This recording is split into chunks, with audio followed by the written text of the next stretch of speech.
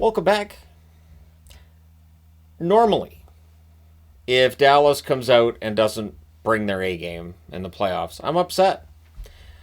Um, After watching that game earlier in the week between Dallas and Nashville, where Dallas didn't rest anybody, and Nashville put a 6 spot on them, I knew there were two things. One, I knew there was a good chance that for the playoff series, I'd be picking Dallas for the preview. But if you go into the THG bracket, which is not set until Tuesday, and if you find THG 73's bracket, Colorado's my pick. Just looking at it, just going through, I was like, I've been a Dallas fan for decades. I can't see it. This team lost 7 games in a row going into the playoffs. And there was a lot of, the games didn't mean anything. Well, it's fine. It's not a big deal. It is, though. Because being able to ramp that up, it's tough. And the Colorado Avalanche are a tough team. So it was Blackwood versus Ottinger. No Landeskog for Colorado. I expect to see him in the lineup for Colorado at some point in this series, or maybe the next one, should they get past Dallas. Early jump for Colorado. Kelly's denied on a rebound. Taves has a slap shot that's blocked. It's all Avs early. The shots are 3-0 in favor of Colorado, just 3 minutes in. Hintz is denied on a rush. The next chance he has is blocked. We then get a power play for Colorado. And then that becomes a minute and 24 seconds of 5-on-3. And I just put 5-on-3 follows, oh boy. Makar fires one wide. Cale Makar had a really hard time hitting the net tonight. I don't know if he needs new glasses or contacts, but he was having a hard time hitting the net tonight. It's just one of those nights for him, which isn't going to happen often. So supposed to take advantage of that. So, the Avs cycle. McKinnon shoots one wide from the slot. Puck's cleared out. Granlund has a clear that helps finish the kill. Loud cheers from the Dallas crowd as the 5-on-3 has been killed off by Dallas. The Avs press after the power play's done. The Stars failed to clear, too. The Stars then press at 7.5 minutes. Cece has a shot that's held. Dallas then draws a power play. There's an early clear. Duchesne has a chance that's kicked aside. Dallas cycles. Ryan Lindgren clears. I thought he had a decent game tonight. Things get pushed in a hole by Blackwood. That power play ends up being killed off. The shots were 8 apiece at the half, although they did take one of those shots away from Dallas pretty quickly after I put that on the board. 6 of those 8 Dallas shots, or 7, I guess, were on the power play. So that Dallas power play was good, but so was Blackwood. Mackenzie Blackwood's first playoff game, and there's always this whole, this guy has experience, this guy doesn't. It's still hockey. It is amped up, but it's still hockey, and if you can keep that in mind, and if it doesn't, rattle you at all, and you're a goaltender, you're probably going to do all right. So, Lehkonen can't bury one in close. Things get pushed in a hole by Ottinger. Duchesne has a net feed that's blocked. Dodonov has a stuff attempt that's saved. McKinnon then has a rush chance that's saved as well. Stars are blocking the path to the net better in the second half of the period than they did in the first, as are the Avs. Not a lot of shots on net in that second half of the period. The fans call one, the referee does not. The Avs press with 2 minutes left. The Stars press in the final minute. It's 0-0 after 1. Second period, early jump for the Avalanche. Dallas then presses at a minute and a half. Drury has a shot that's blocked as the Avs press. Pretty evenly played first minutes, and the path to both nets was definitely blocked off by both teams. McKinnon then has a slot shot that's saved, and that McKinnon shot's the only shot on net 4 minutes into the period, so very quiet start. Johnston fires one wide from the high slot as the Stars press. Things get pushed in a hole by Blackwood again. Colton has a rush chance that's saved. Then there's a delay of game call. Gives Dallas a power play. There's an early clear. The Stars set up. They cycle. Johnston's denied from the doorstep. Puck's cleared out. There's another. In fact, that power play's killed off. Johnston's chance was the best one. He might have been one of Dallas's better forwards tonight. I would say Wyatt Johnston would be one of the, let's say, 3 best forwards. I think Hintz had a decent game as well. And then you guys can fill in who would be a third. So, yeah. The Avs then rush after the kill's done. Bork's denied as the Stars press, and then the puck goes the other way. And this was a highlight tonight, often it seemed, where Blackwood would make a great save. The puck goes the other way, and it's in the net. Lehkonen, it goes in off his skate. It's this fluky goal. He's fallen down. They reviewed it for a kick. How? Anyways, Lehkonen for McKinnon and Natchez at 9 minutes and 30 seconds. It does count. Then there's an arm save on Taves to keep it at 1-0. Granlund has a rush chance that's defended. Bork has a tip shot that's held. Ceci breaks up a 2-on-1 for the Avalanche. Dodonov loses the handle on a net drive. McKinnon takes a high stick from Rope Hintz. It's a 4-minute penalty. Can't be doing that if you're Dallas. So the Avs cycle. Natchez has a shot this block. There's more cycling. And then McKinnon. It goes in off Lyubushkin's skate, so not optimal if you're Dallas. And 2-0 Colorado, also not optimal if you're Dallas. It's McKinnon from Makar and Drouin at 16:38. It is 2-0. And that was during the first 2 minutes. So that means you got another 2-minute power play. Now, it did take a while for the Avs to set up during that second power play.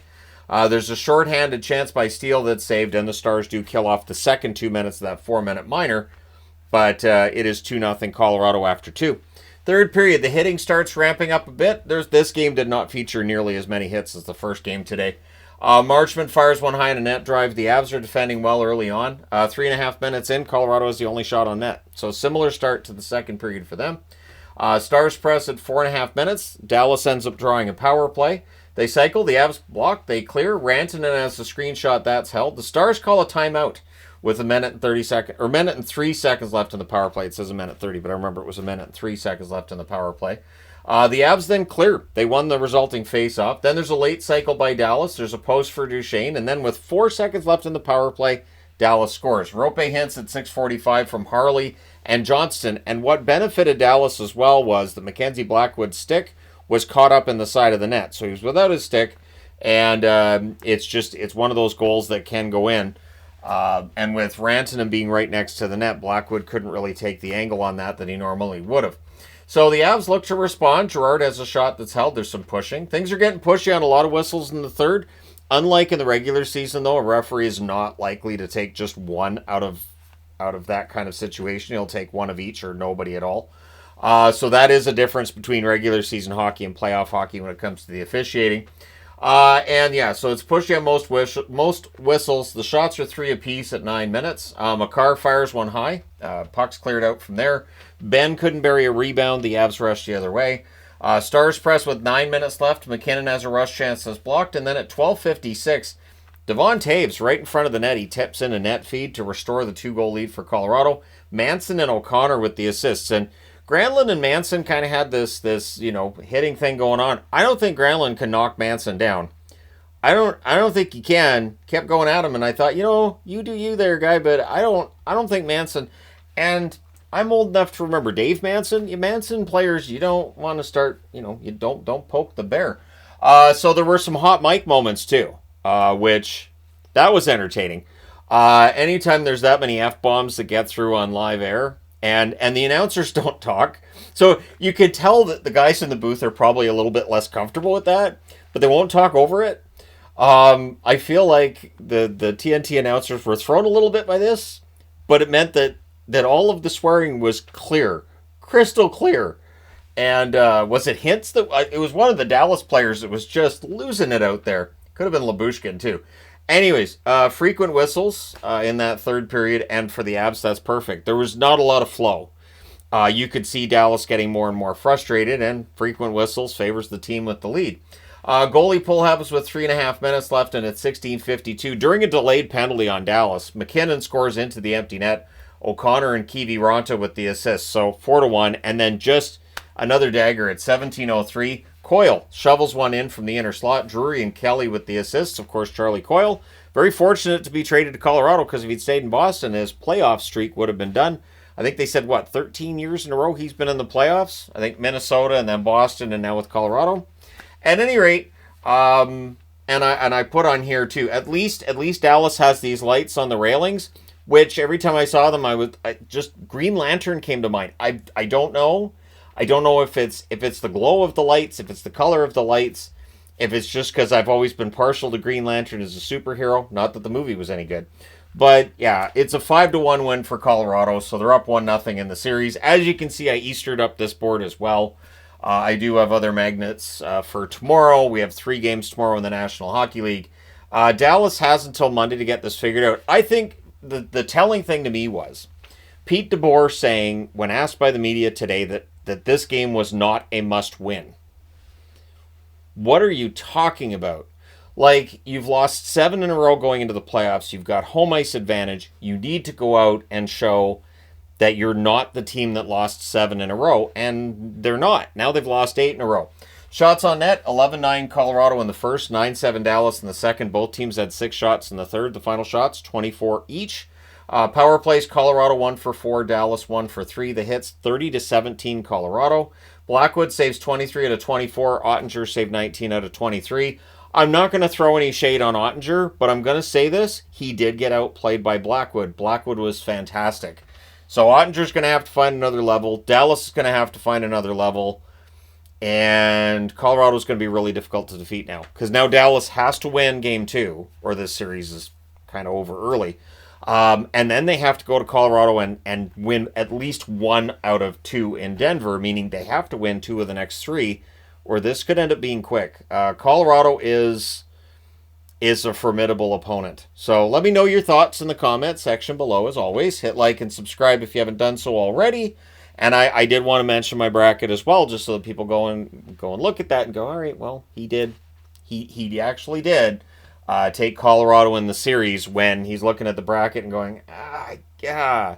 So I wore Dallas for the preview video because it's Dallas. I want to verbally support the team, but yeah, let me know your thoughts. Hit like and subscribe if you haven't already done so. The channel passed another 1,000 subscribers today, so thank you guys so much for that. It's greatly appreciated. I will talk to you again soon.